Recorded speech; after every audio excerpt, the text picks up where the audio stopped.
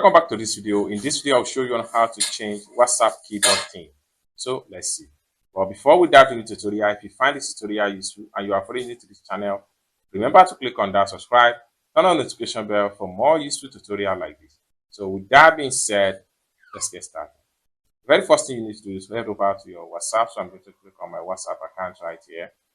Then the next thing you need to do is to make sure you select a contact. So I'm going to select this contact. Next thing you need to do is to click on this icon right here. And the next thing you need to do is to click on this keyboard. Next thing you need to do is to click on this icon. Then click on themes. Then you have different themes right here. So you can simply click on this plus sign right here. And you can select any of the theme you would like from this section right here. Okay, so let's, for instance, I want to change this particular theme. I'm going to simply click on that. Then I will click on download and click on apply. Boom, it has successfully applied to my theme. So by the time I go back to my WhatsApp keyboard, so let's simply go back. And if I'm trying to make a type, you can see my keyboard has changed.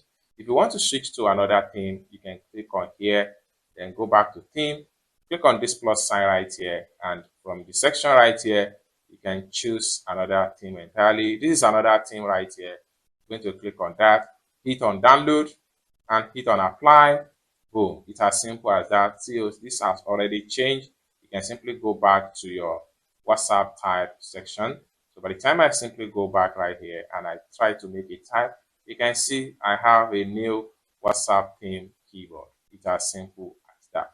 I hope you really got value for this video. If you find this video useful, give this video a big like, and also remember to subscribe to the channel for more useful tutorials like this. Thank you so much for watching, and I hope to see you in my next video. Bye for now.